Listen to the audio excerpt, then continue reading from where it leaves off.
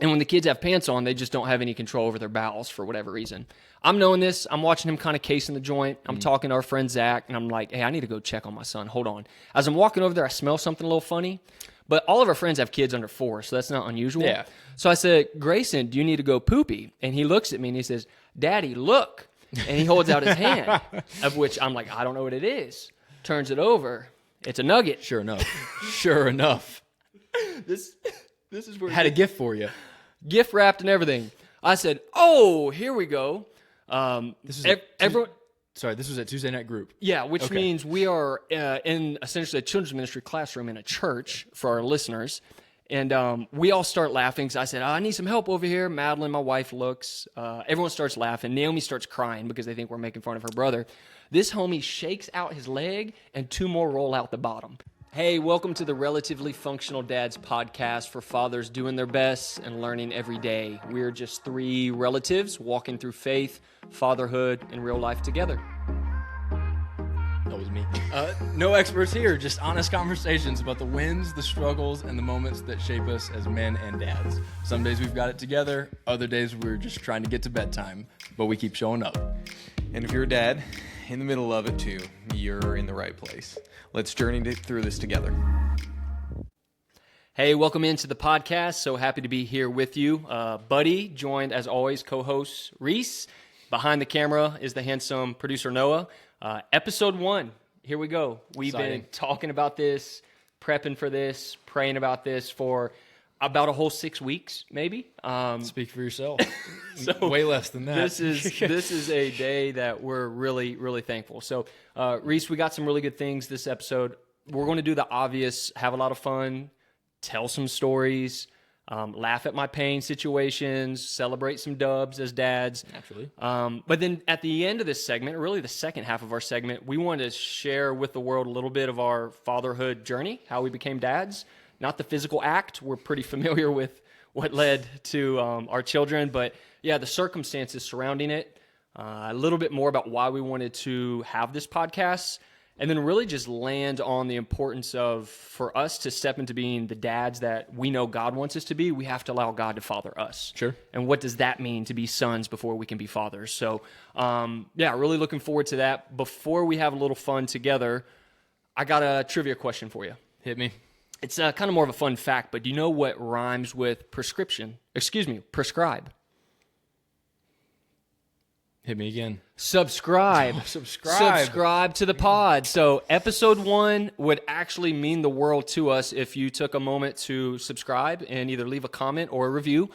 I think we can all say you don't have to feel guilty if you just go ahead and do it.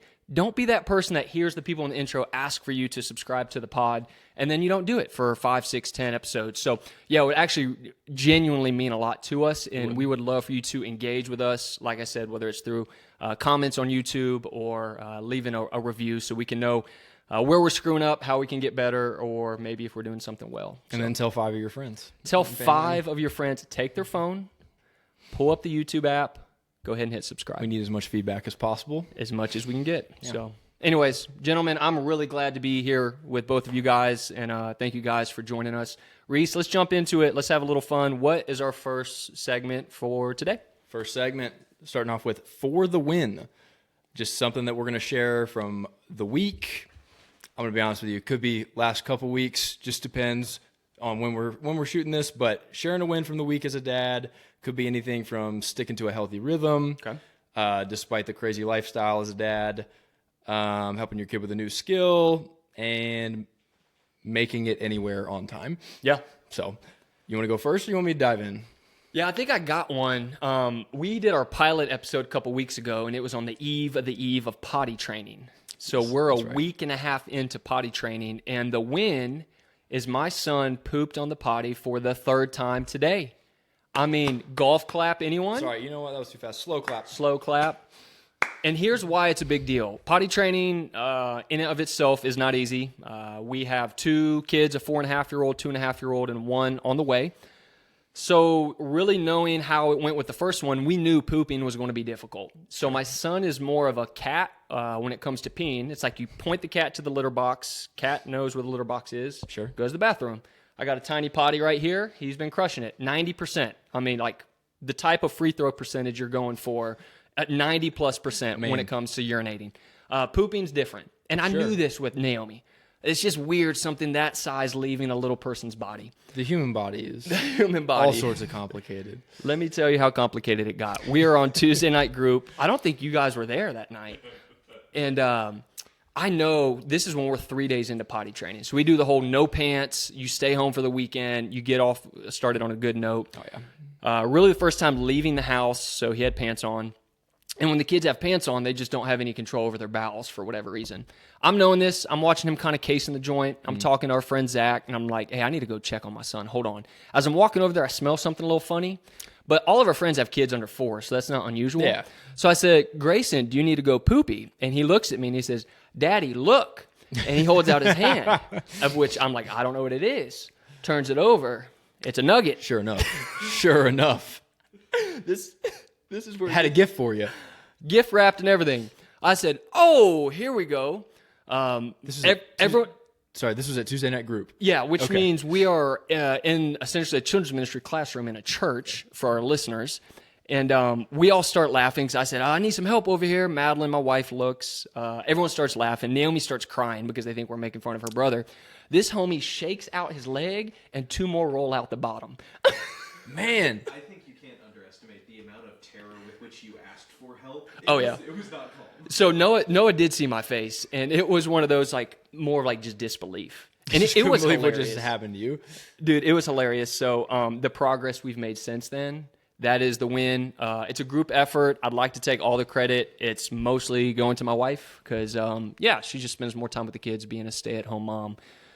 But for the win, bro, pooping on the potty, I'm sorry I missed it. we're on our way, dude. Probably the highlight of my month. It was actually freaking hilarious. That's pretty amazing. I mean, the shaking the leg at the end, I mean, I will share this story at his wedding. it's a good idea. I mean, if he gets married. If he- I mean, there's no telling at this point. Well, good stuff. What you got, man? I'm going to address the elephant in the room. Haven't figured out where I'm going to set my hands yet, but I'm Sure. going to get it figured out. I'm So going to eventually- slow sip this coffee for the next 45 minutes because we're going to keep it under an hour. That's a good idea. I'm not going to eat any of this food, so y'all don't have to listen to that. But my for the win for the last couple weeks, this is not like a typical thing for me. Ellie was hanging out with some friends who also have husbands and kids and all that stuff. And she lets me know after spending time with them that their husbands had called kind of frantic, taking care of the kids. Yeah. Well, I stay home with Roman every Tuesday. Locked down. Capital D for dialed. Dialed. I've got it down. No problems. Baby, I got it. And she said I was bragging on you because their husbands called. Bro, your shoulders. Not here. Not here. I mean, chest was puffed out. Everything was fine. He was probably okay. I mean, he was doing well. But either way, the fact that she was bragging on me, that was my for the win. There's lots of things that I do that Ellie has to shake her head at and be Sure. like, I can't believe you just did that in public. Understandably. Wow, can't believe I actually chose to spend my life with this person forever. Forever. Covenant. So, to hear that she had been bragging on me about my skills as a father made me feel pretty sick, especially because I don't know, I didn't even feel like it was that difficult, just running the mill. But I also have a wonderful son who, for the most part, behaves himself. But He's been awesome. For the listeners, my nephew, his son, stays at our house a couple days a week. And, man, the last few weeks, he's brought a ton of joy to us. He's been a lot of fun. it makes me happy. He's 7 months old, going on 8 months for those who don't know, and he is just started teething, but man, is he just a happy, giggling, massive thighed, Chunkiest child. chunky kid, and I can't get enough of him. So Yeah. And next time, like, he legitimately breaks his leg or something, no shot you're calling Ellie. no, You're going to get that fixed before she gets home. I got that. I mean, Because the ego is yeah, there get now. get him wrapped up. I mean, we should be good, but kid's bones are gonna be made of metal. I'm proud of you, though, man. For real. Thank you. That's a win. Appreciate that. That is a win. All right. Next one. Should have known better. One that we've tried before in a pilot, but first episode and probably one to happen regularly. Should have known better. Situation where, like the title insinuates, should have known better at this point in your journey as a dad, husband, What you got for me? I love how you texted our group this week and you're like, fellas, I got at least one of these a week, so we need to keep this in We're the gonna keep rotation. this as a regular segment. In which I said, I understand. I do as well. And I think you're going to learn a lot because I'm actively screwing up your 4.5-year-old niece. And hopefully, since your kids are a little younger, you can learn from my mistakes. She is, Naomi, again, 4.5, struggles when you throw anything away. Oof. So it's been hard. She comes home from church, preschool. You can only have so many papers on the fridge. So you're throwing stuff away. We're now on our 5th Christmas. We've had 4 birthdays. Yep. There's a lot of gifts. We have a playroom. It's still overflowing. We have a den upstairs. It's overflowing. I get overwhelmed. I just start throwing stuff away, Reese. So I got to that point. She has a little hair extension for her ponies. It sticks on your sock when you walk around, and it's always out. And I'm always telling, put your stuff away. Not anymore. Not anymore. Well... stuck to my sock, so I did what any dad does, is I threw it away, right?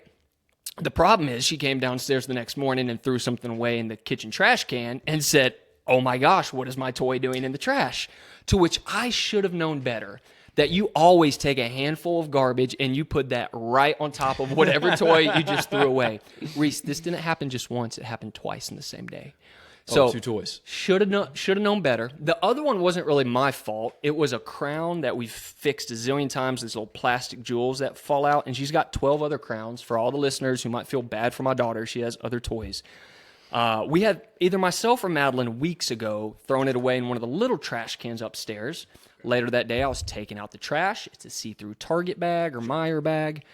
To which she looks at me and instead of going to like dramatic, starts crying because I had a conversation with, oh, Daddy's not throwing this away. He's just like, that was an accident. Don't know what happened. She said, oh, Daddy, the crown is in the bottom of that trash bag. Silly Daddy. You wouldn't throw that away? No. Not after we just talked about this.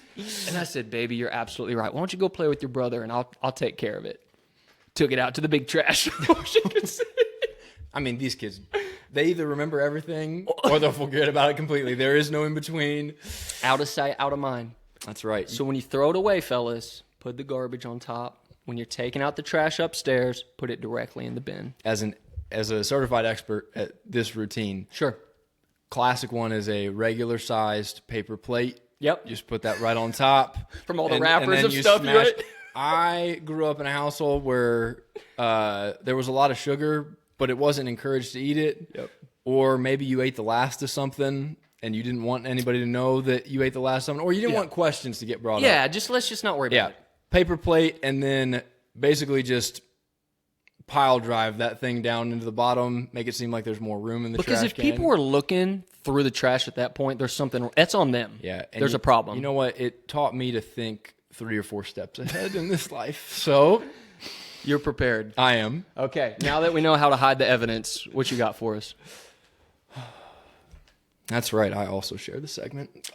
Got a blowout story from Roman. Okay. But I think it was Tuesday this week. Again, I mentioned it, but I stay home on Tuesdays with Roman. That's the kind of our childcare schedule. I'm a personal trainer, have a little flexibility with the schedule, so I have the privilege and the blessing to get to stay home.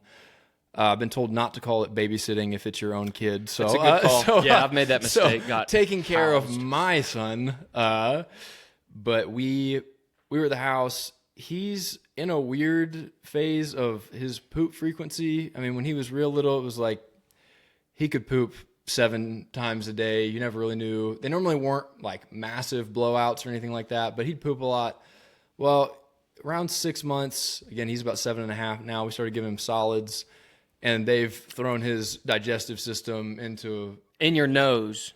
Dude, all out of whack. I can't remember the last time that I gagged from a smell. Yeah. It's different. It's different. My brain wasn't ready for it to register. You missed the milk poopies. I do.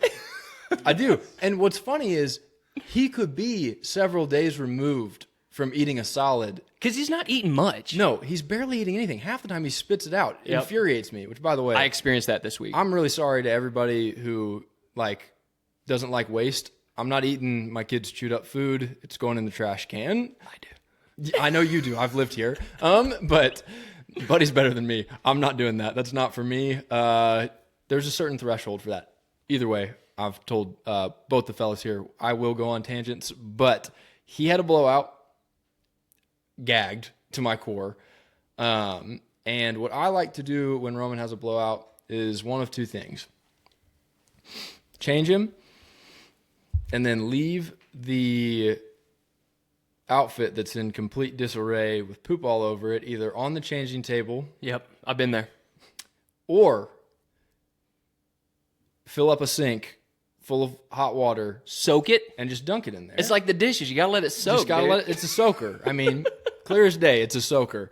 And my wonderful and amazing wife has asked me numerous times, hey, would you mind, our sink has one of these settings where if you click it, the water comes out like a rocket from like 18 different spouts. Oh, no. And it helps get some of the poop off of the stuff. Well, we had just had a conversation about it a few days prior, and I don't know what was going on in my head. I actually remembered our conversation and thought to myself, Ellie said distinctly, you're going to make sure you soak these. Talking to you like you're the child. You're going to make sure you soak these, Reese. I'm like, man, I'm so on it. I'm not about to leave this on the changing table. I'm not about to soak it. No. No. Go and soak it. She comes home. She's like, hey, I'm really trying not to take this personal. she's like, An attack to we the just ego. talked about this. Why is this soaking? It, by the way, it's either in our guest bathroom sink or our kitchen sink on the one side that we use for everything Roman. Yep, the Roman. Yes, Roman the Roman sink. side of the sink. And I looked at her confused.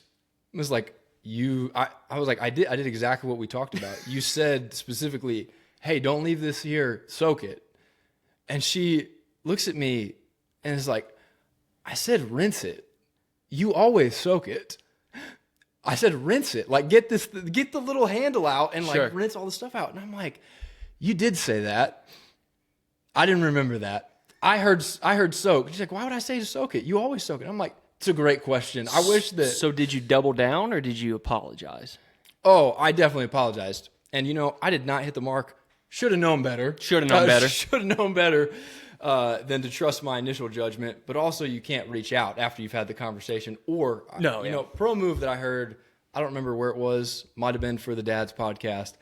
You don't ask, hey, what did you say again? You said, hey, can you remind me what you said again? Absolutely. If you have to double check on a conversation you already had, you say, hey, I think I got it, but can you remind me what you said? Verbiage changes everything. The framework for their brains makes them feel heard. Yeah, and my parents probably listening to this story are thinking to themselves, we've seen a similar routine with the dishes. Yeah. Because they used to pretend, they'd be like, Reese, you left this in the sink, and the magical fairy that you think comes and does the dishes didn't show up last night. Please get back here and do the dishes. Same concept. So Preparing you. living and learning, but I also have a poop story about not soaking my son's poopy pants, but I'm going to save it because the over-under, I think, is at 2.5 for poop stories, and we're at 2. So I want to leave a little wiggle room for the rest of the show in case we want to smash the over. yeah. So, but Madeline, I know you'll listen to this, and I will do better when our son poops his pants, making sure they at least start soaking. So let it be known.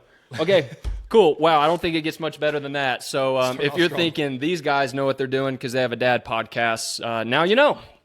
Now you know. We don't. So, we're dads here, and I know we got a lot of different listeners. We have biological fathers, we have stepfathers, we have foster dads, we have father-like figures, we have single dads, we got granddads. We may not have all those. That'd be awesome. I hope we have all those listeners, but I'd love for us to share a little bit about how we became dads, the circumstances surrounding it, where we find ourselves in this season of fatherhood, simply because I know all of us have different journeys of how we become dads, and I want to honor that, but I also think it just kind of, our differences helps set up a little bit of history so people know where we're coming from. So, share a little bit with the folks, Reese. Okay. I have wanted to be a dad since I was like 14. What I did not just say is I wanted to become a dad at the age of 14. Yeah. I just have been looking forward to being a dad since I was about 14. I don't know what's special about that number, but always looked forward to it. Always thought it'd be a huge privilege and honor. And I don't know, just like the idea that I get to have someone who has a piece of me it's a part of them that I share with the person that I love is just like super cool. So wanted to be a dad for a super long time. It's amazing if you really get into the weeds of like planning to have children. You're like, oh, there's actually a few more things to think about than just excited to be a dad. But Roman was a joy from the moment that Ellie told me that she was pregnant. If this says anything about me, she showed me the pregnancy tests were both positive, and I looked at her and I said, do we know how accurate those are? So Run it back. Probably wasn't the response she was looking for or expecting, because I've talked for a long time about how excited I am to be a dad. But you can never, like, it's hard to know how to be prepared for that moment. I just didn't want to embrace and cry and then find out that it was a false positive and we're not having a baby. Although that does mean we get to try more, if you know what I mean. Absolutely. So, but was pumped that she was pregnant, and then I'm going to speed this up a little bit because I think that I could go into a lot of detail, but didn't realize how not real it would feel for a while. Yeah. Ellie would feel this attachment all throughout pregnancy, and I felt attachment from a like theoretical standpoint. Obviously, I knew my son was in there, or at the time just baby, didn't know the gender yet, and was excited about it, but it became real for me once we started getting ultrasounds. Yeah.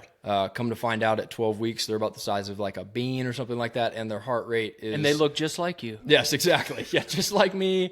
And their heart rate is at like 160, and I'm looking at the person doing the ultrasound saying, do we need to rush Ellie to the emergency room? What's going on? Freaking zone 4 cardio. Is he over there just doing burpees for an hour? Like, he's my son, so like this could be the thing. I don't do burpees as much as I just acted like I did. But son's about 7 months old. First few months were incredible, exhausting. Have in-laws that blessed me enough. I've had multiple in-laws bless me with getting to live with them. We lived with you guys before we had Roman, while we saved up for a house, and then continued to live, or we moved out, got an apartment, and then lived with Ellie's parents for a little while we built a house, and got to just save up some more, and also just got to have Roman at their house, have the help and all those sorts of things. So I've been blessed beyond belief as far as what my fatherhood journey has looked like. But it's been, first few months were just tired, trying to do the middle of the night stuff, work, make sure that my wife didn't feel like she was hung out to dry, and just deal with this all on her own. That was one thing that I just really wanted to make sure. Hopefully not from like an achievement standpoint, but just kind of like I want her to know me as someone who's going to be there whenever we're in the trenches a little bit. The midnight screaming, the 3 a.m. screaming, the hour and a half feeds and then screaming because my son has gastrointestinal issues. Don't know if I said that word correctly, but we're going to go with it. So just wanted to be there and present. And for those who don't know me, I'm a night owl. So my favorite thing that everyone said to me before having kids is, oh, this is going to be a breeze for you. Let me tell you. Nope. It's different. Staying up to recharge your batteries by watching a great show or playing video games until 3 a.m. is very different from... Do you remember when Grayson, he was a few months old, I came downstairs to make a bottle for him, and it was probably 4 a.m., and I just looked at you and I said, please tell me you got up early to play video games. I do remember that. And you said... And I said, nah. I quietly got the bottle and went right back up to bed. Now, before everyone talks about my dysfunction, I'm aware. So we're good. We're working on it. In progress. We're working on it. This is why you get married, to weed this stuff out of you. Well, you don't have to act like a dad until you're a dad. You weren't a dad, bro. No, I wasn't. But either way, I don't know how healthy video games till 4 a.m. is for even the non-dads. Eventually you're going to get to share about being a dad, but I like to think this is my time. It's absolutely your time. But where was I? Oh, you have ADHD. I have ADHD. Yeah, you know what? We said that in the pilot episode. It's going to come up more often, both me saying it and you realizing it. So have ADHD. We're going to go on some tangents, take you for a ride. Might enjoy it, might not. But 3 or 4 months in, that's when the compound interest hits you, or at least that's when it hit me. I was cruising. I actually enjoy my job, so that helps. Not dreading and getting like the end of the day scaries or Sunday scaries about work the next day was super helpful. I actually enjoyed my work and still enjoy my work. But about 3 or 4 months, I was like, holy cow, I'm ready to fight everybody. Yeah. Like everyone's irritating me. My son is I'm still super excited to see him. Still super pumped to come home after work, but also I'm just gearing up for what the evening's about to look like, because right now is awesome. The evening means get to hang out with Ellie and Roman for a couple hours after work, and then he goes down and he sleeps for 12 hours. When you get that sleep routine, you get your life back in a lot of ways. Goodness gracious. So I wouldn't say that I had a lot of people really do right by me by preparing me both for as best they could for what to expect getting married and what to expect having a kid. Yeah. So I wouldn't say a lot of it was like unexpected or anything like that, or just bash me over the head. Can't believe nobody mentioned this. But even if you know about it, it's still tough. But you just kind of take the hits and you just keep going because it's so much fun. Yeah. I get to see this kid change every day. So yeah. Last thing I'll say, we did sleep training at 5 months, did about a week of it, just kind of increased the time that we let him cry until eventually he just learned to self-soothe. Yeah. Not every baby adapts and takes that super easily. We have friends that have had a really hard time with their kids really learning to self-soothe and go to sleep. So it's not like that for everybody. But I was blessed to have a son that took sleep training really well. And after about a week, he was figuring out how to just cry for a few minutes and then put himself to sleep, to where we didn't feel like we were causing permanent damage by letting him just blood-curdling screams. Did you ever have to like almost sit on Ellie?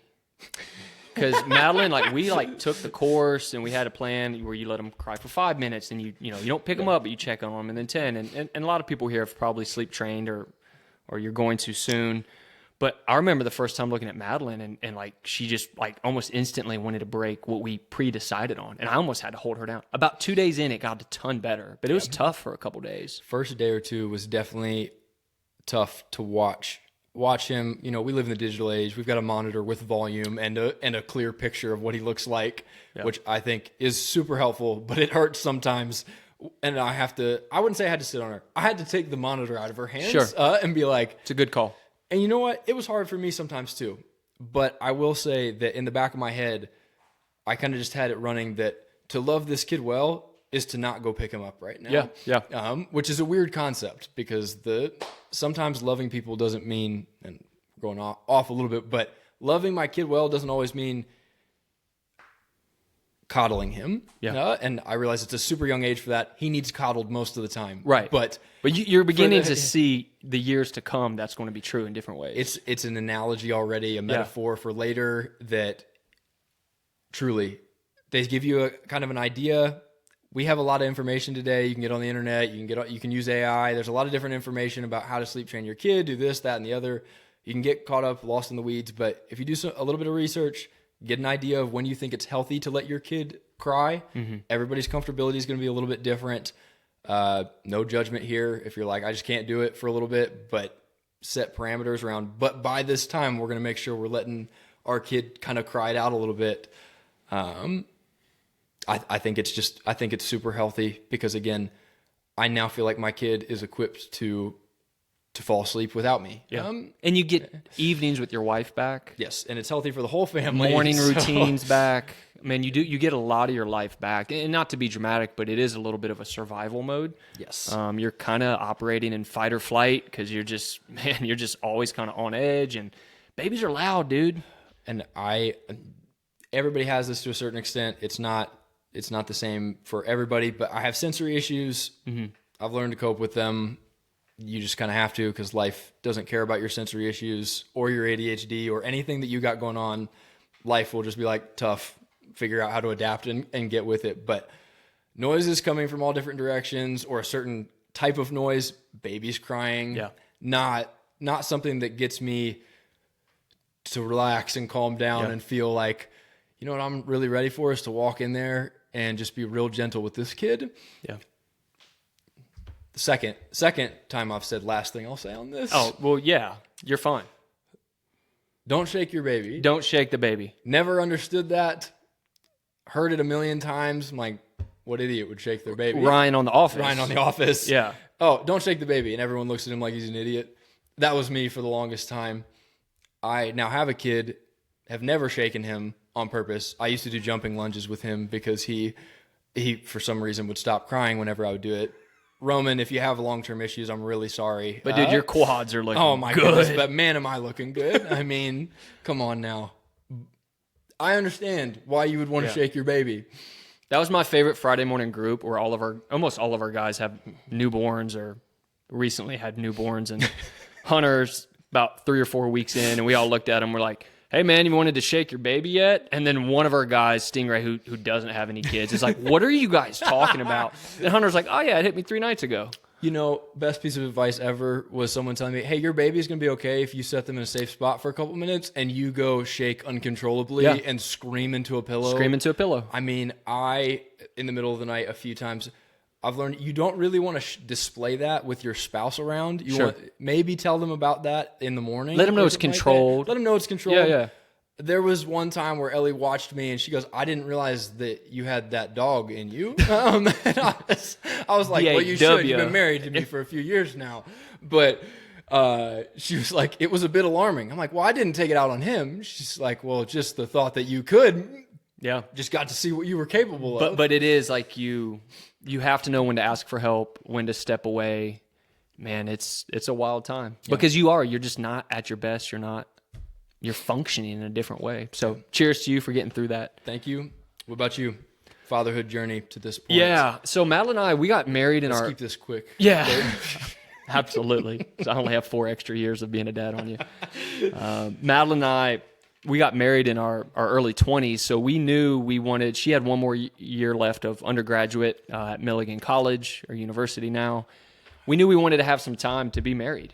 And unlike some people, we didn't want to have kids, and we didn't have kids for 4 or 5 years. And then also in a non-joking way, unlike some people, when we tried to get pregnant, we got pregnant very fast. It's a blessing. So that's just not a lot of people's stories. So I don't take that lightly, because we've had a lot of friends with infertility.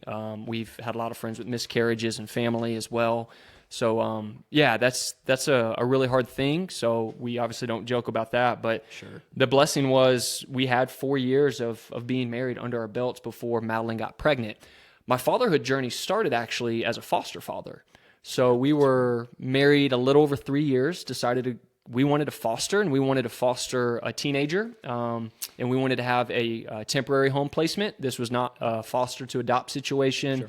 We want to foster in order to provide some temporary support so that they can be replaced with biological family, which is always the ideal situation for foster care. It's just not always what's available. So, we fostered for almost a year, an awesome 15-year-old named Kylie, who we are still just so proud of and love, as she has walked through so many difficult life circumstances, but is just such a beautiful, incredible young woman. But Kylie was awesome.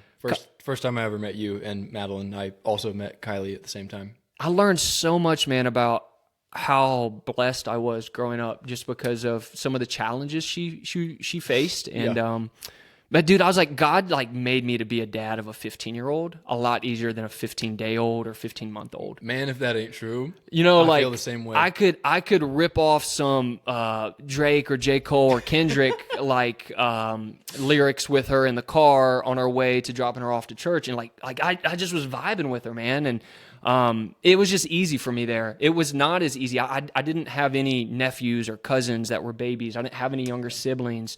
But I always wanted to be a dad. So, so we have baby girl Naomi, who's 4.5, Grayson, who's 2.5. My wife at the time of this recording is 30 weeks pregnant, and we are expecting our third at the end of April. No idea the gender. We're going to wait to find out. So yeah, man, it's going to be great. But just to all the dads out there, no matter how you stepped into fatherhood, we're glad you're a part of this community, and we just honor and respect whatever God's brought you through to get you here. So, Reese, I'm curious, the biggest shock, just one or two things, man, no one warned me about this. This is one of the biggest shocks of being a dad. Yeah. And I think I mentioned it. I feel like people prepped me pretty well to be a dad. So I don't know if there was anything groundbreaking, but there are a few things that I couldn't pick one. So there's going to be a couple naturally. Sure. One of those was teething. I knew what teething was. I had context clues from the name, but every time I heard someone mention teething, it was always in reference to like the mom being in pain or the baby getting fussy. And I remember thinking to myself for years, keep using this term, absolutely no clue what it means, have a few ideas. Now that I'm in it, I've connected all the dots and it makes a lot more sense. But when I was thinking about it, I was like, teething, it's got to have something to do with teeth. Check. Yep. Had no idea why it was causing the mom pain. Now that I get to see it firsthand, Makes sense. just want to let you guys know, all the moms out there praying for y'all. I don't know how you do it. Wild. I would have formula for the rest of Absolutely. for the rest You're of that done. kids. Honestly, sometimes it'd be like that soon after. Never again. And it's funny because when Roman was first born, it caused Ellie a lot of pain, and he didn't have any teeth at the time. Latching and all that. Yes, Did latching, we know figure- all these words? How awesome is that? Yeah, latching. 2 years ago, you Never never thought thought- latching. You thought it was a door thing. The or number of something. times that I have said to Ellie, never thought I'd say that sentence in the last 7 months. You've learned has so been much. insane. But teething, watching my kid's teeth come through also is insane. Pretty young. He got them through early, dude. every episode. We're gonna talk about how ahead he is. I mean, The curve. kid's Off crazy. the charts. Yes, he's had a few scouts come to the place Yeah. just to get a look at him. They're like, holy smokes, big thighs, Yeah. legs like tree trunks. The Cardinals, both sports. Football, baseball, just the Cardinals are That's there. right. So, he's the man. But other thing was, sleep regression. People kind of mentioned it to me. When you're not a dad, you don't really care long enough to to have anyone explain something. I'm like, yeah, great. Where are we eating? When that's right. Where are we eating? That's exactly right. Or just like one of the beauties and biggest flaws of my personality is I'm a we'll cross that bridge whenever we get there personality. And God's sense of humor is, Reese, you're going to marry someone who has never said that once in their life. Yep. We're going to figure out how to cross that bridge Yep. several thousands of miles back that way. Just go ahead and meet in So the that middle. by the time we get there, we won't even need the bridge. We'll have figured out some other way to get across the chasm, whatever that The word plane is. is built. The English language is tough. Difficult. Last thing, SIDS. I think it stands for yeah. Sudden Infant Death Syndrome. Yeah. Come up with a better name. Yeah. That's terrifying. All encompassing. We live in a culture today where fear is just kind of like widespread, or at least that's how I feel. Yeah. I wouldn't say I'm a naturally fearful person. I don't mean that from like I'm this big, courageous person. I don't worry a lot about stuff. But again, your biggest strength can be your biggest weakness. Aside from that, I haven't really worried a whole lot that my kid's going to just die out of nowhere. But knowing that there's something called sudden infant death syndrome. Yeah. And the first time somebody mentioned it to me, I'm like, what is that? And it's kind of just this horrible situation where your baby doesn't exhibit any signs that something's wrong. But when you get them in the morning, the worst has happened. Yeah. And It's terrifying. it's funny because it's not funny, but like the way the information is put out is I had heard of SIDS several times without any details about how frequent it is, how common it is. So it's real easy if you hear that to just think this happens to lots of people, or like this happens this might not be a super rare thing. Come to find out, it's a fairly rare thing. That doesn't mean that it's not scary, but I would love to get some numbers attached with that. Not that you need to put your faith in numbers, but boy, does it feel better to hear 1 in 10,000 than to hear 1 in 4. Because it feels like that. Yes. And then I skipped over something, so I apologize. Sickness lasting for months. Yeah.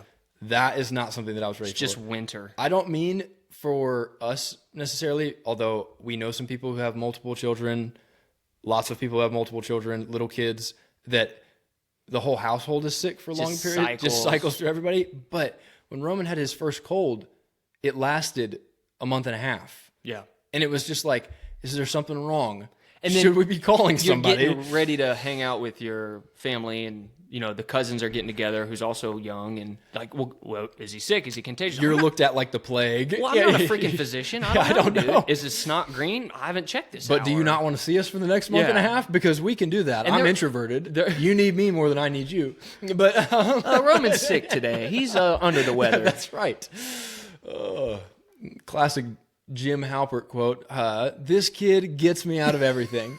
And I also love them very much. Absolutely. Yes. So I would say those are probably my biggest shocks. How about you? Yeah, I relate to those, and I'm about to relive a lot of those. Sorry, I took a bunch. For the third time. Yeah. Really, and you'll relate with this, how on edge I would be, because kids just keep you on edge. Whether they're about to knock over their milk, or whether one of them screamed and now we got two that can scream, and they're always just at each other, and they're just loud. Man, like you leave a knife on the counter and they just want to grab that. So that's happened once in 4.5 years in a way that scared me. So I'm always just kind of on edge. There's just all these things that like your nervous system is like a heightened state of arousal. Yeah. So I mean, the cool thing is you get like spidey senses. My daughter can like knock over something and I will grab it midair sometimes. Yeah, you will. I'm like, okay, instincts. It is sick, but also there's something wrong with me because you just feel like you can't relax as much. So, and I know when you lived with us, you had the noise canceling headphones. Like you would like you were at the freaking airport, like directing a plane. Yes. You would wear it at dinner. Shooting rifles. Yeah, those types of. This is the kind of grade headphones. That Are you going to the range? No, I'm having dinner at the Gozies. My niece is here. Yeah, and she, when you're 2.5, you have tantrums, and it's no one really prepared me of how to. I work from home most days. Come down during lunch, which I love to eat with my kids. Sure. And you're already kind of stressed out for work. It's true. You're already a little on edge from, getting off a call from work or stressed and then boom, Gotta get back. Yeah, there's just no reprieve. So I love being a dad, love being into this, but I just wasn't ready for how it affected my nervous system. No, that makes a lot of sense. I've experienced little pieces of that. My little man is not on the move yet. Tries to be, starting to plank and stuff like that, but I would. He's got the rock going. He does. He's got the rock back and forth going. He's just so heavy. Yeah, he's a big boy. He a big boy. But I get that. Seems like there could be a million things all over that. We're gonna have to baby proof a bunch more stuff once he starts moving. I literally read in a book today about box breathing. Different episode for a different day.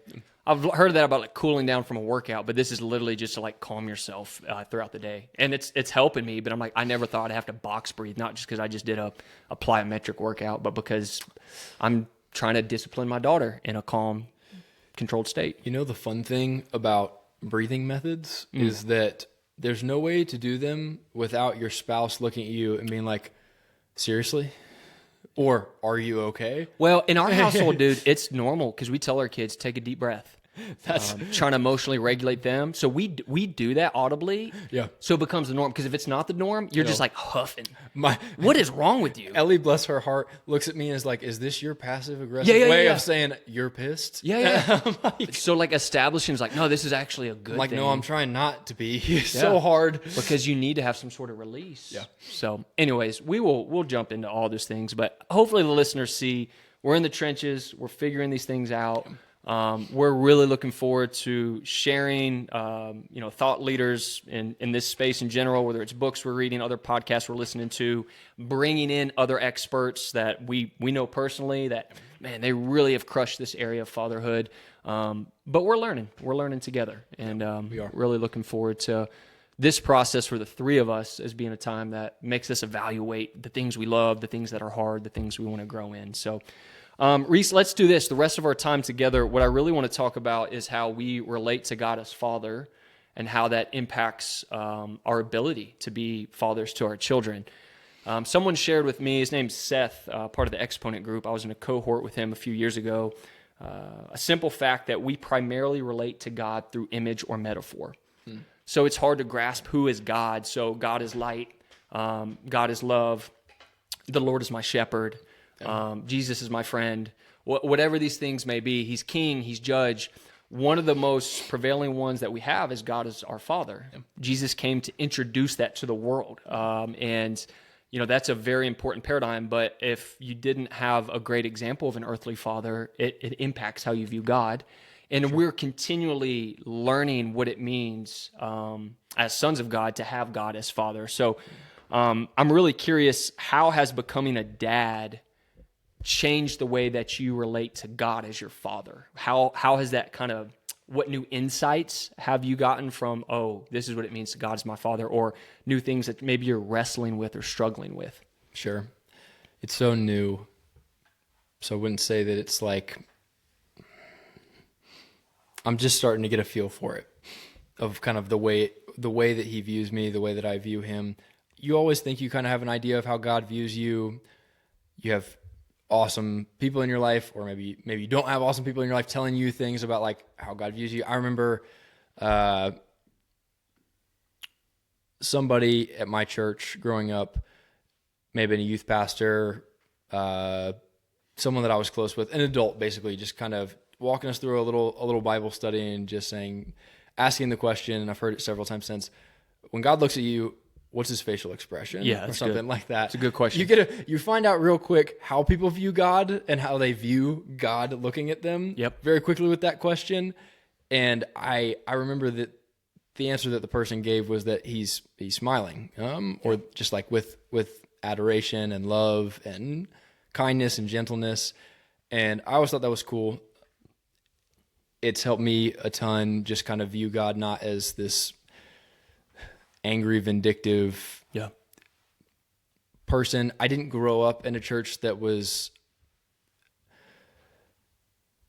shame cultured based on how you performed or your level of obedience. Both those obedience to God were both valued and encouraged, but also they weren't disqualifiers for.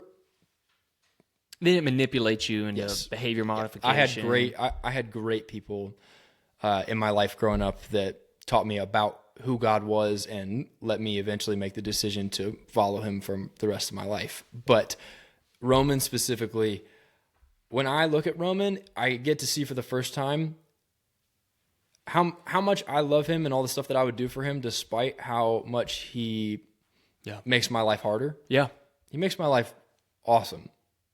But more But difficult. I'd be lying if I said he didn't make my life more difficult. Yeah. He does. You've written a book. You jokingly, but also in a kind of playful way, mentioned that children are the family parasites. They do. They contribute. They suck the life out of you. They contribute in a fun, joy. They give joy and playfulness, most of them, and give this little extra spark and energy, but they also suck the life out of you, your resources. Yeah. It's not like they're going to work at 7 months old. So I get to see that Roman doesn't really contribute anything to my life other than he's just joy. He gives me a lot of that, but Roman more so takes than he gives to me. If you can't quantify one on a scale what joy is worth, but just like at the end of the day, he takes a lot. And he does things that make me angry, not really at him, just dysregulates me, gets me all fired up, and I get to love him anyways. And I just get to see that if I love him like that, and that's an imperfect love, because my love will always be imperfect, and God is love, and God is perfect in the way that he loves, I can only imagine how much there's nothing I could do to separate myself from God's love, because I can't think of anything that Roman could do to separate himself from my love. It's kind of an unexplainable love. Yes. There's no it doesn't make any sense to me. Formula. It's kind of like asking, I don't think Ellie can even fathom someone loving Roman more than she loves him. Right. She carried him. She cares for him to this day, every few hours. He hurts her when feeding sometimes. She works full time, still loves him whenever she gets home. There's just like, in her mind, there's no way that any being could ever love him more than her. So to think that there's someone, even just like watching Ellie love him, knowing that there's someone out there, God, that loves Roman as his dad more than either of us do is an insane concept to me. And knowing that he loves me the same way. Yeah. As you get older, at least in my experience, you mature in your faith, hopefully. It's really easy to lose that childlike faith. Sure. I used to think it was one of the things I exhibited the most was childlike faith. But it's amazing what happens when you get responsibilities dumped in your lap and you grow up and you suddenly just lose this concept that you're a little kid and God is your dad. Yeah. I'm not saying that you have to identify as that or feel that way, but I am my most humble, most grounded whenever I get back to the point of I am a little baby and he is my dad, or I am a little toddler and he is my dad. Yeah. Not so that I can go around not growing up and not taking life's responsibilities seriously, but just in the sense that like I am just not a big enough deal or strong enough to do this all on my own. I gotta lean on dad. So whenever I find myself in a season of I've got this, or self-righteousness of just like I figured this whole thing out and I've got it all down, sometimes it's just nice to me to return by just and call God a million different names, like you said, shepherd, father, just calling him for me, just like dad, Abba, something like that, meaning father. It just kind of regrounds me in that. So Roman, I would say, lets me see that even though I love him so much, God loves us even more as dad. And I think that that's a really cool concept. So, how about you? And you know that, but then when you feel it, it moves from, I mean, the longest distance is the head to the heart, right? Yes. And you need, the thing is, you like, I read the Bible sometimes and you read it and you're like, I've read this a million times, but you need reminded. Yeah. Same way you need reminded that God's love is this immense and this steadfast and patient and all of those attributes. So yeah.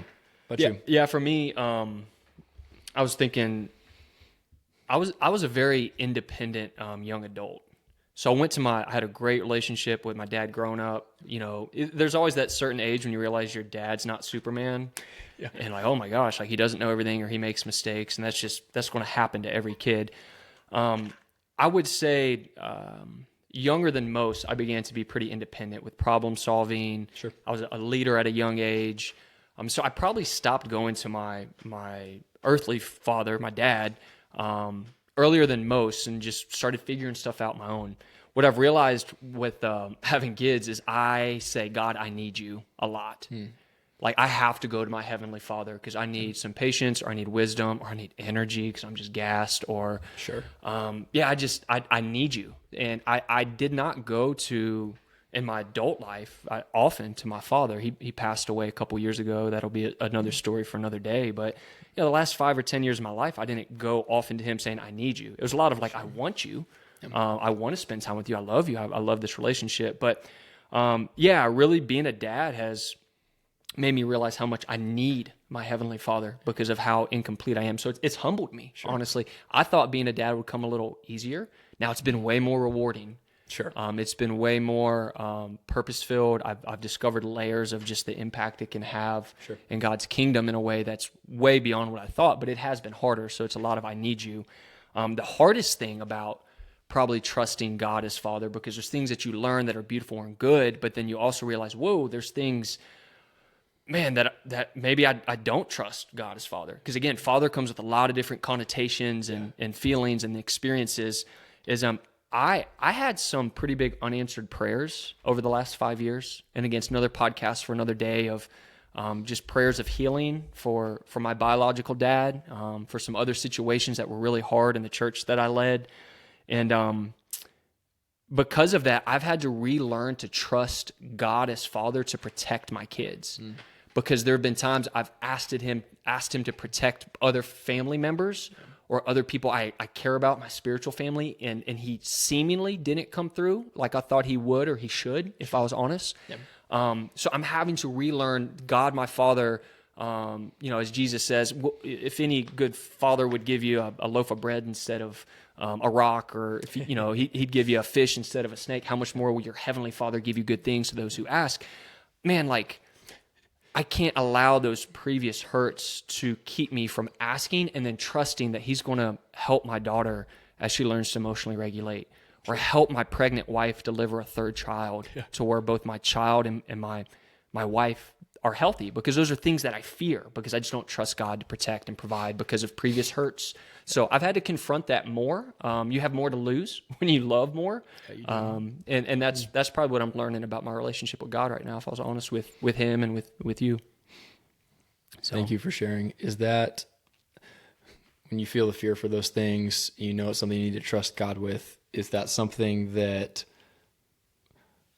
what is your tendency to go to with that? Is it like control, like try and figure out how to protect your kids on your own, or try and figure out how to help your wife stay emotionally healthy, spiritually healthy and stuff like that? Or yeah, I mean, so my tendency again was, I don't need help. I'll just figure this out. Right. So you joked about ChatGPT. Like there's AIs, if we're not careful, instead of be a tool, is going to raise us as dads. Or I read a ton, dude. Like I love to read about fatherhood and spiritual formation and just what's happening inside of me emotionally. that's why I don't read. Yeah, well, I just don't want that to take over. over. You can't be disappointed, if you go to a book, you never go to a book for answers and they don't give it to you. So yeah, I would say it's defaulting like I do with my earthly father. I figured it out myself. I'll be independent. Sure. The self-reliance can be a God instead of allowing God to be. Yeah. So really, like I wanted to highlight for some of us being a dad, or seeing God as dad, as Abba, as daddy, as father. It brings comfort, and for others it brings pain or confusion, or for all of us probably all of those things. But the important part is that we wrestle with that and we confront that. A paper popper of a quote for you right here, because we'll try and have one of these every episode, but. And producer Noah, I know you've read this book, Habits of the Household, Justin Early, and they have a great dad podcast, Intentional Fatherhood. So You saying you think I haven't read this book? have you read this book? No. Okay. So it's a really great read, Habits of the Household. But the quote I wanted to share is, we cannot give what we have not received. Our children learn what we live, not what we say. I think we can agree that, like, we have learned from the people around us by how they live, not what they say to us. Do as I say, not as I do. Not good parenting advice. But here's the part of the quote I love. To father well, we must first be fathered by God. Experiencing his love, patience, and grace so we can reflect it to our children. So as I was reading this book a couple years ago, and I've listened to some of their teachings on another fatherhood podcast, man, just understanding, like, I have to be a son first. I have to go to God to receive these things so I can be emotionally, spiritually, physically, because we can't separate those, well enough to offer them to my kids. How have you seen that to be true in your own life? Like, you have to go first to God to father him in order for you to be the type of dad you want to be. It's a great question, and it's a great quote. Run it back with me one more time. Just the last part. Just the question. So, like, when you think of, like, man, I have to go to God, I have to be a son first before I can be a dad. How have you seen that to be true? Yeah. When I was reading this and whenever we talked about this, it made me think of something that maybe I heard it somewhere. I think that it was just something that popped into my head at one point. But when I think of going to God to then pour out on others, I think of like a cup with a hole in the bottom of it. Mm-hmm. And God is just the pitcher of water that's kind of pouring into the cup. And the hole is just the water coming out of the bottom. If you don't ask him to fill you back up, eventually you're going to run out of water. The water's all going to be poured out. And my experience, I have a large tendency in seasons of my life to, because I grew up in the church and in knowing Jesus and what it looks like to be a committed follower of Jesus, or at least what the outward personality traits look like, I have a habit of attempting to try and force those habits without going to God. So this analogy made a lot of sense to me. Because once you know what it looks like, you kind of can force it. Yeah. But my argument would be that eventually you run out of the ability to force it, or you run out of suddenly you want to be kind and patient, but every time you're trying to be kind and patient, it's gritting your teeth because you're so angry you can barely see straight. Yep.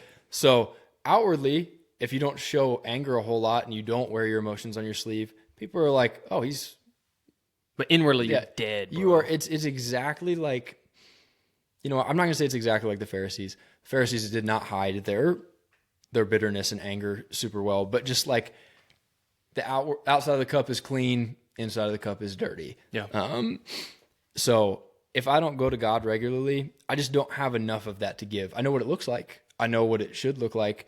But if I don't let God show me encouragement, there's a verse, I'm not going to remember what verse it is, but the gist is basically someone who's sinned much basically knows what it's like to be forgiven of much and then can give that to others. Do you know how much easier it is to forgive people? Because I feel like I have let God, family members, friends, coworkers, employers, every person in my life I have sinned against, I have let down, and I try not to let it overwhelm me from a guilt or shame perspective. Sure. But I know what it's like to run to God and say, I got nothing. I got nothing left. I did not stay attached to the vine, which is, again, just another reference for those of us who don't read our Bibles that are listening to this. Sometimes that's me. But didn't stay attached to the vine. Did not stay attached to Jesus, therefore ran out of... Other analogy I've heard is when Jesus came to earth, he submitted to his humanity and basically acted like a laptop with the charger plugged in. Didn't need the charger, but just used the charger because he wanted to kind of exhibit what it would look like to be 100% human and 100% God. But when you try and do this on your own, it's like a phone battery. If you don't plug it back in, it's going to run out. You're not going to have it anymore. So I don't know if that fully answered your question, but that's kind of what my experience is. I appreciate that, because what I'm trying to get at, and the listeners are going to be all over the place spiritually, but we all go to something to be filled in order to give out. And there's expressions of connecting with God through nature and rest and relationships and hobbies, and we're going to hit all those things, but all of them have to get back to some sort of relationship that is centering, is consistent, is constant, that loves you more than anyone else in this world could love you, like you mentioned. And I'll share this framework. Go ahead. So just to be clear, there isn't like one perfect Bible reading program or spiritual discipline practices. Episode 2. That equals right with God. Just do this every day. It's not like a workout routine or anything or exactly like a workout routine. If you like and subscribe, we'll send it to you. No, I get your... Can't give them everything on the first episode. That's right. Episode 2, progressive overload. We're disciplines. joking, but that's how we want it to be sometimes. Yeah. And a lot of times it's not even because we want God. It's because we want what God gives us, which is energy to be a dad or wisdom to be a dad, which is, man, that's hard to confuse the two sometimes. It's hard. And that's not even what we're saying. But I will say, if you try it, like, God will show fruit in that way. Sorry for cutting you off. You're good. I was reading Whole Brain Child, which is Dan Siegel, who's a neuropsychiatrist. He wrote this. I'm familiar. Really, it's a real easy to read book about 12 habits of how to help support your developing children. It's because a year ago I was looking at my 3-year-old and I told Madeline, I just don't know what to expect from her because she's throwing these tantrums and she's emotionally all over the place, and I'm frustrated. And if I could just know what to expect for a 3-year-old, I would know how to parent her better. So my sister's a counselor. I think maybe she recommended it. Anyways, I read the book. There's 4 S words that were shared that and I don't think Dan's a believer in Jesus. I don't know if he is, but have been so helpful for me in this area.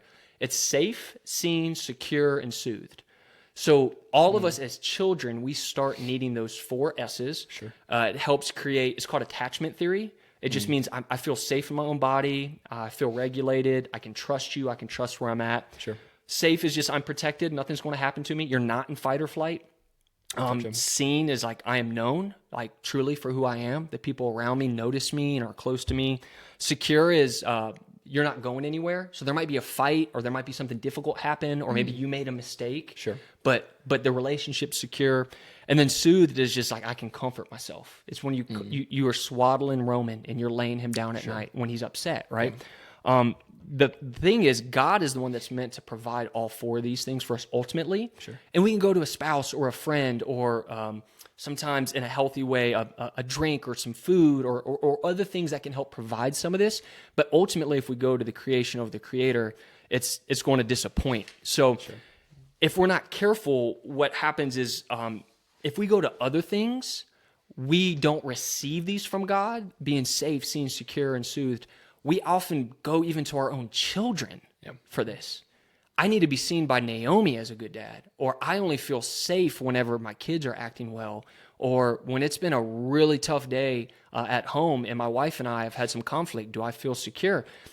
Like those are things like even our adult life we need, and we cannot go to our children. And some people have had experience as children where your parents, they asked you as a 5-year-old to provide that. So what I'm trying to say is if God's not our secure base, we will go to other things, our own children, or even our own vices. Sure. The bad things in our life. Yeah. We are not going to be soothed in a time alone with God or in prayer or in a healthy way. We go to pornography or doom scrolling or alcohol or whatever it may be. We want to be seen. And because the unseen life of being a dad's not enough, what do? We overwork. We become a workaholic so we can be seen by our boss. We post so much on Instagram or we create podcasts. If we're not careful, this is a way to be seen so people see us.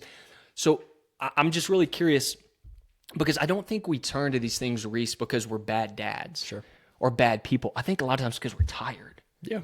Like I need something to soothe me. So that's why I go to doom scrolling. Or man, like I'm sick of just like no one taking, everyone taking me for granted. So I need to continue to post, or I need to continue to draw attention to myself and act out to be seen even as an adult. Which of those 4 S's, safe, seen, secure, soothed, would you say sometimes you don't go to God for? You go to something else, and because of that, it has consequences. This season of life, and probably the most frequent one in my life through all seasons is soothed. If I feel like life has started to go in a direction where I don't have enough time, for those of you who don't know, I'm introverted, or at least I like to think I'm introverted. I recharge my batteries by getting away from all of you crazy people. Same. Love all of you, but gosh darn it if I don't need. Yeah. You know what? And that's the main thing. I will tell myself what I need, and if God doesn't hit the mark, I give it to him on my terms. You're gonna go get it. I'm telling him, listen, I'm gonna need at least an hour at the end of the day. Half the time I'm setting terms higher than that. I need at least 2 hours at the end of the day to be alone doing whatever the heck I want to be doing as a leisure activity. This especially happens in the winter. Yeah. I'm like, it's tough in the streets, man. I'm looking at him. I'm like, there's no way you're making it -2 degrees outside with a wind chill of -27 and telling me I can't go do anything outside that I want to do without freezing my butt off, and then trapping me inside for 3 to 4 months, and I don't get mine at the end of the day. Yeah. So soothed, and again, I'll come to God on my terms and lay him out for him. And if he doesn't hit the mark on my terms, then suddenly I'm like, well, just going to take matters into my own hands. May touch on this on another episode, maybe not, I'm not sure, but I've struggled with pornography addiction since I was 9. That's definitely something I'll run to. But I used to think it's a great lie if you've ever struggled with pornography, is that this is my one sin. Yeah. Like, this is my one pleasure. If I didn't have that, I mean, I'd basically be like Jesus walking around. Yeah. It's not true. You have a lot of issues, but God loves you through them and is willing to work with you. I have firsthand experience with that. But it's not just that. For me, it's pleasure and overconsumption of any kind. I'm an overconsumer. When I like something, I hyperfixate on it. Some of it's tied into my ADHD, but I don't like to live in a victim mindset with that. Sure. Because let me tell you something. If you see yourself as a victim, I promise you will be a victim. Long time. Yeah. Maybe never get out of it. So don't always view yourself as a victim, but view yourself realistically. So long answer to your question, but soothed through any form of sports, watching sports, playing sports, hobbies of any kind. The reason I mentioned the ADHD is ADHD, for those of you who don't know, you can struggle with dopamine deficiency. It's not that you don't have dopamine, but your brain struggles to access it. So it searches for things that stimulate your brain, send dopamine to it, and then once it finds out what those things are, it wants a whole lot of it. So for me, that's what spurs the 4 a.m. video game sprees. I love any outdoor sport. I will play spike ball until my legs fall off, disc golf, regular golf, you name it, I'm there. So I will happily tell God I'm going to go get it on my own. Yeah. See you whenever I need to be, whatever the other 3 S's were. Sure. So Well, and the thing about that is when you go to be soothed in those ways and it doesn't actually soothe you, the dopamine hit gets you actually more irritable. it's a counterfeit. Yeah, And man. it does not last. And God knows your 7-month-old can't soothe you. There's times. I mean, there are a ton of times, like just precious moments you're rocking your kids to sleep and you're like, man, this is it. But you can't go to them for that. And now you can't provide that because you're irritable or on edge or, you're pissed off because, man, how do you fit in hobbies into this new season of life? We'll talk about that, I'm sure, in an episode. But yeah, I relate to that. So yeah, I would say that's the big one for me. Big one for me, like being seen. And I mentioned this in our pilot episode of, which we still don't know if we're going to release or not. So drop a comment if you want to see it. But like, I used to speak to a lot of people every week vocationally. Had somewhat of a platform as a pastor, which has a shadow side of that. You're really seen. And now that I'm in a place where I'm not in vocational ministry, I live a less seen life. And being a dad sometimes is you're seen by your wife and your kids and maybe your intimate circle. And sometimes that's not enough, and it should be. Sure. So in those moments, I have to go to God and be like, hey, he is the God who sees. He sees me. He says, well done, good and faithful servant. And even though there's not hundreds of people that might be saying, hey, great job, or I love the truth you shared there, or that was beautifully put. Or quite the opposite sometimes. Or quite the opposite. Just being seen in general. Yeah. Honestly, dude. So yeah, there's times where, so this presents itself in overworking. So I want to people please at work. I want to not just do a good job. I want to have like a record-setting month in sales every month. Sure. This can prevent itself in like friendships and like if I'm alone, if there's no plans for the weekend, which a lot of my friends have kids. I have kids. It's hard to catch a workout with someone, or it's hard to schedule a trip to go watch a basketball game. It is. You just feel unseen or lonely, and going to God to say like, hey, you see me, you know me, you're proud of me. Helps with that, so I don't have to go take that from other people. I can offer. I can say, hey, I see you, Reese. How are you doing? Sure. I don't have to seek to be the center of attention in conversations and talk too much like I am right now. Sure. So Might make you a producer buddy. Have yeah. Noah get out here. Yeah, get Noah in front so they can see him, and we appreciate what he does, man, behind the scenes. Reese, let's wrap it up. We got to keep it under an hour. Gotta keep it under an hour. So yeah, just kind of what should the people be thinking through this week? Yeah. This week, each of us should be asking, what does letting God father me look like in this season? And how can I go to him first to feel safe, secure, seen, and soothed? Yeah, it's really good. For me, what comes to mind off the bat real briefly is getting up early in the morning before my family does and sitting in silence and solitude with God, which is sometimes just breathing, knowing God is with me. It's tough. Reading some, Sure. going for a walk, whatever's helpful. But I feel seen by God in that way. So then if I have a harder time whenever the day starts ramping up, I had those 20 minutes very practically for me in this season to feel seen, to talk to God, to listen to God, things like that. Yeah. Mine's going to be relatively similar to that. We love the word relatively around here. Absolutely. Mine is also to get up just a little bit earlier. Used to do it a lot. Life circumstances, I get up early for work sometimes, very early by my standards. Yeah. So getting up early is not something I'm super interested in, but my time with God is very sporadic. It's not very intentional. It's not the way that I would meet with anybody else. Yeah. And it's not promised. I don't just give it to him. I'm kind of like, I can fit you in here. So God's kind of a supplement in my life right now, and I don't love that. And if I want to be soothed by him, I have to go to him. So mine's going to be to get up, would you say 16 minutes early?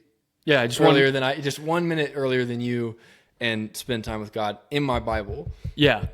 Because that's the only way which makes to you spend time with holier. God in the Western hemisphere. We don't have time to get into that, but the joke is I lean towards more prayer and he leans towards more Bible reading. So we'll talk about the different ways to connect with God. So however you join, if you don't own a Bible or you haven't prayed in years, or It's all good stuff. yeah, if this is like, man, I really want to push myself or challenge. My thing is this week, don't try and be a better dad. Yes. Don't be a better Christian for whatever that means. But try to be a present son. Acknowledge that your Heavenly Father is with you in your fatherhood journey. You have to be a son before you can be a father. And God's not asking you to father your kids alone. He's inviting you to do it again and again with him. And if he fathers us first, we're going to be better equipped. So He's not asking you to figure it out before you come and meet with him. Yep. Not asking you to be a better dad and then come meet with him. So run to the Father, man. Hey, Reese, close us with a blessing. We're going to do this every episode. Just bless the listeners as they go out this week. Absolutely. Hey, we love you guys. We appreciate you listening to the Relatively Functional Dads podcast. If you haven't already, like or subscribe. Just want to let you guys know that you're doing great. And if you feel like you're not doing great, you're in good company. There's lots of people that are either going to be listening to this, or the three of us that have moments where we're texting each other saying, just had an absolute fumble today. So don't beat yourself up too much. Progress doesn't have to be massive. Just start making baby steps, brick by brick, 1% each day, getting a little bit better. You guys got this. We love you. See you next time. Peace.